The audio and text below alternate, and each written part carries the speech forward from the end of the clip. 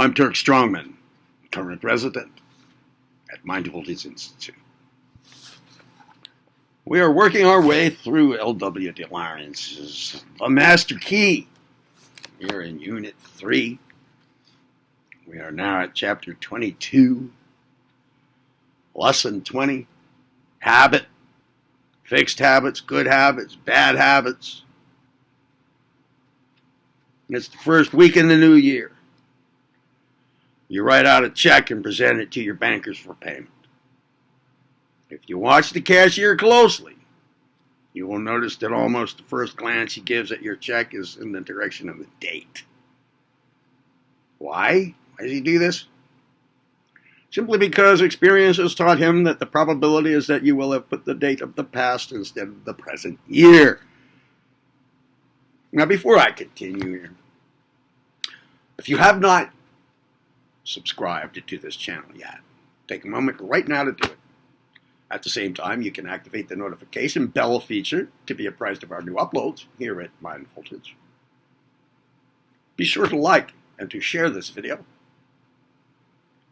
And please make note of the donation by PayPal information in this video's description area immediately below your media player window right now.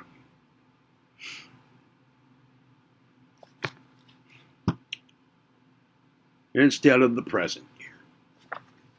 Continuing now. Here you have the nature of habit exemplified. That tendency of the mind to repeat its processes with their characteristic movements. According to the frequency with which you have performed an act or thought along certain lines, so will you tend to repeat these acts or processes more readily. Likewise, you will give preference to that which you have done before, or thought before, rather than to new ways of doing or thinking. Many are creatures of habit. Once they get into a rut, they tend to keep in it.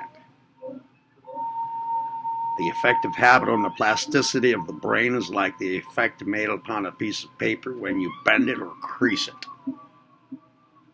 The crease remains in the paper no matter how you attempt to straighten it out again. In like manner, every thought we think forms a pathway through the brain. And once made, we cannot destroy its traces. Although we can modify its influence by other thoughts. Outstanding features of fixed habits. A fixed or set habit is marked by the following outstanding features. Automatism and facility. Excuse me. If you analyze automatism, you will find the following peculiarities. First, it always acts in the same way. Second, it is antagonistic to interference or adjustment. Third, it seems to be independent of attention. First, illustrates why you act in a routine way. Remember, first, it always acts the same way. But this illustrates why you act in a routine way. Why you tend to go to business always along the same streets. Why you perform your work in a certain order or arrangement. Why you prefer one restaurant or hotel over others. All a matter of custom with you. The second, that it is antagonistic to interference or adjustment. This illustrates why you hate innovation or new methods. Businessmen are very familiar with this attitude. Commercials introducing a novelty or time-saving device They know how difficult it is to get their first order. If the new line interferes with their customers' fixed business methods.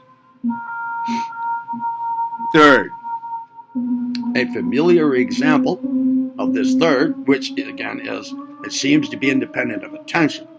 A familiar example of this peculiarity is seen when you watch an expert musician. He will perhaps be talking to you while his fingers are making the most complicated movements. So, I'll take the order outstanding feature of habit. Begin again. I will now take the other outstanding feature of habit. That was all automatism. This now is facility. If you watch a clever juggler or a virtuoso, you are struck by the ease with which they seem to go through their complicated movements. If you go home and attempt to imitate their movements, you are at once aware of the enormous difficulties that they have overcome. How is it that these people can perform with ease that which is an impossibility to you? Leaving genius or talent out of the account right now, the reason then is simply this. Their muscles, by long and arduous training, have become accustomed to these complex movements. Hence, they can go through their performances with a minimum of attention and fatigue. The acquisition of skill proceeds on the following lines. At first, you use more muscles than are required for the work in hand. If you are working intelligently, you will note this. And your constant effort will be to use only such muscles as are absolutely necessary. Gradually, the interfering muscles are got under control at each renewal of effort, until finally you can perform with ease. Once you reach this stage, there is no need for attentive effort, or conation as it's called. In the case of a musician, when he reaches the above stage, he's not hampered by technique. Hence, he can put his soul into his playing.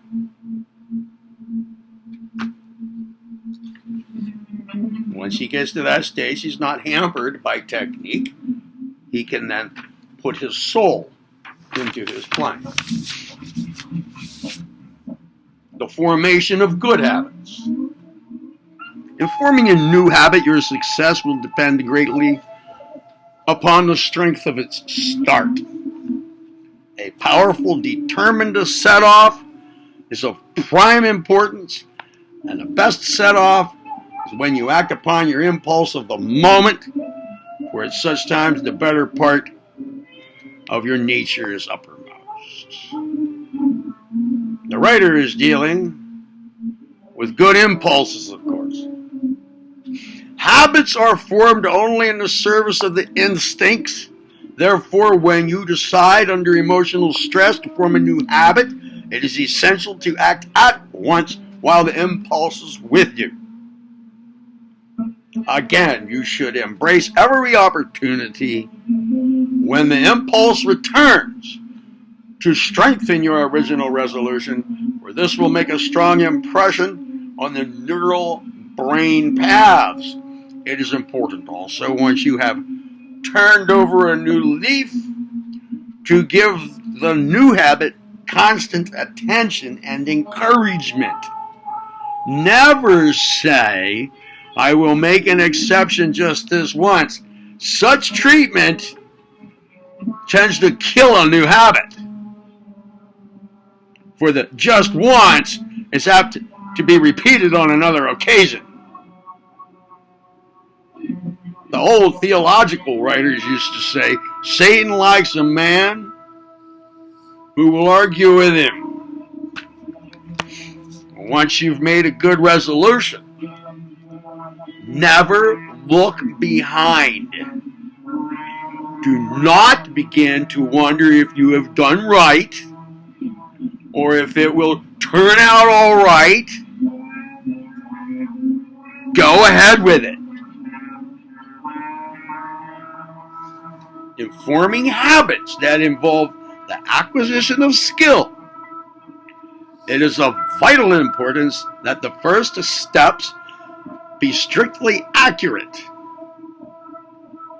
Thousands of pupils who have learned the piano or the violin from an indifferent teacher are doomed to remain poor players all their lives, no matter how they practice.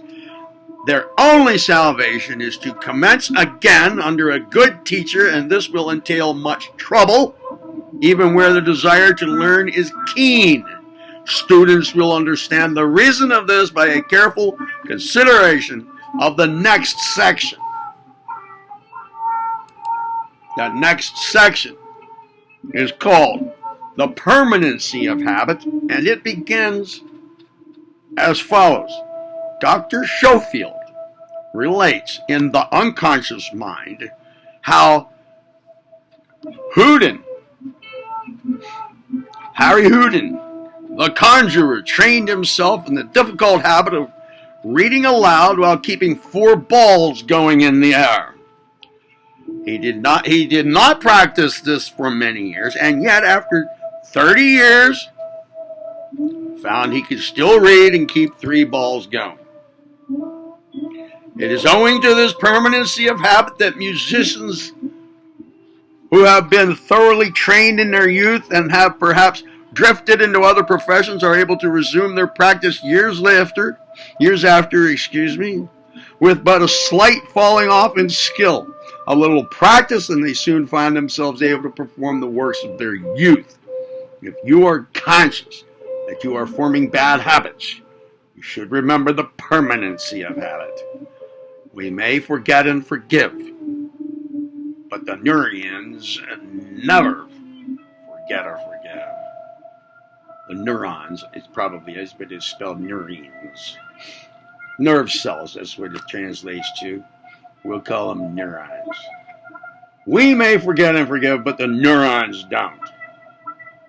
But the rest of that is for the next video.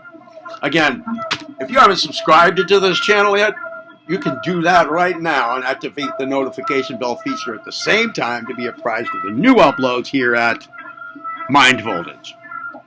Remember to share and to like this video. And again, please make note of the donation by PayPal information in this video's description area immediately below your media player window right now. I'm Turk Strongman, current resident at Mind Voltage. See you in the next video. Be well.